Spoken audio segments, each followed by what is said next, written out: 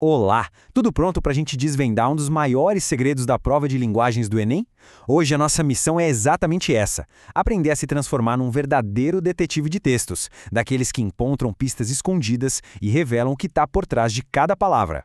Para começar, pensa rápido. Quem nunca viu um anúncio de celular ou de qualquer outra coisa e de repente sentiu aquela vontade quase que incontrolável de comprar? Pois é. Por trás dessa vontade existe uma construção, uma engenharia de linguagem muito bem pensada. E é justamente essa engenharia que vai ser a chave para tudo o que a gente vai ver aqui hoje. E é aí que a gente entra no nosso primeiro ponto. A persuasão, essa arte de convencer, não está só na propaganda. Ela está em todo lugar. Cada texto que a gente lê, seja uma notícia, um post na rede social ou, claro, uma questão do Enem, foi criado com uma intenção, com um propósito bem definido. Essa é a grande verdade, a sacada principal. Se comunicar não é só passar uma informação. É, na verdade, tentar causar um efeito em quem está lendo, provocar uma ação ou até mudar uma opinião. O autor do texto sempre quer alguma coisa. O nosso trabalho como detetives é descobrir exatamente o que. E agora, vamos direto para o nosso campo de batalha, a prova do Enem. A nossa missão vai focar numa habilidade muito específica, a habilidade 23. Sério, dominar essa habilidade é como ganhar uma lente de aumento, uma ferramenta especial para enxergar as intenções por trás das questões. E aqui está ela, a famosa habilidade 23. Parece complicado, né? Inferir objetivos, público-alvo, procedimentos argumentativos? Ufa! Mas respira. Vamos quebrar isso em pedacinhos. A palavra-chave, o que destrava tudo, é a primeira. Inferir. Essa é a nossa ação principal. Inferir não é achar uma informação que está lá escrita na sua cara. Não. É sobre conectar as pistas, juntar as migalhas de pão que o autor deixou pelo caminho para chegar numa conclusão que está escondida, que não está na superfície. É um trabalho de pula investigação textual. Agora, olha que interessante essa tabela. Ela é tipo um mapa para a gente não cair nas armadilhas clássicas do Enem, porque a prova adora confundir esses conceitos. Público-alvo não é qualquer um que lê o texto, é para quem o texto foi desenhado. Objetivo não é o assunto geral, é a finalidade, o que se quer alcançar. E procedimento não é o gênero textual, é a tática usada ali dentro. Entender isso muda o jogo.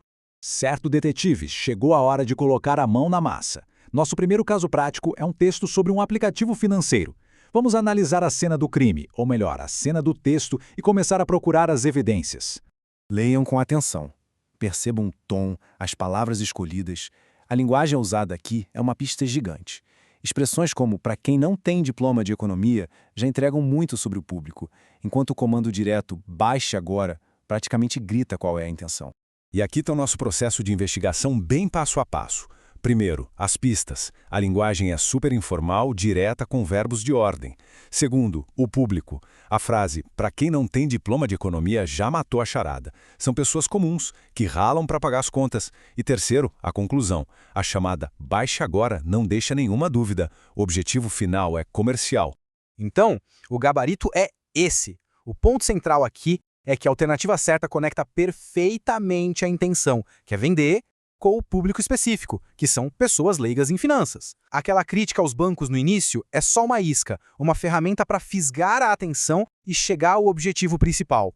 Bora para o nosso segundo caso. Agora o cenário muda completamente. A gente sai de um anúncio e vai para um texto mais denso, um editorial sobre urbanização. As pistas aqui vão ser diferentes, um pouco mais sofisticadas. Então, vamos manter o foco de detetive. Reparou na formalidade? Palavras como imperativo moral, miopia, desengavetem. O tom aqui não é de um amigo batendo papo, né? É uma cobrança, um posicionamento firme. E aí, para quem será que esse recado está sendo enviado com tanta veemência? Vamos aplicar nosso método mais uma vez. As pistas. Linguagem super formal, uso de dados para dar mais autoridade e principalmente verbos que cobram uma ação direta de quem tem poder. O público-alvo, portanto, não é a população em geral, mas sim os gestores públicos. E o objetivo, é claro, pressionar por uma mudança de política. E pronto, chegamos à resposta. O texto se dirige diretamente a quem pode de fato mudar as leis.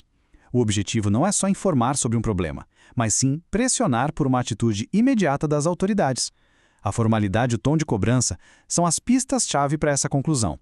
Bom, depois de resolvermos nossos dois casos, chegamos àquele momento que todo mundo espera. A dica de ouro, O pulo do gato, aquele conhecimento que pode fazer toda a diferença lá no dia da prova. A verdadeira arma secreta do detetive de textos. A grande estratégia está em saber para onde olhar. Não adianta só ler o texto de forma passiva. É preciso ter um checklist mental, sabe? Procurar por pistas específicas que vão te contar qual é o jogo do autor. E é isso que a gente vai ver agora. Anota isso aí que é importante. Primeiro, investigue os verbos. Eles são a alma da intenção. Verbos no imperativo tipo faça, compre, gritam campanha publicitária. Segundo, a formalidade. A linguagem te denuncia para quem o texto está falando.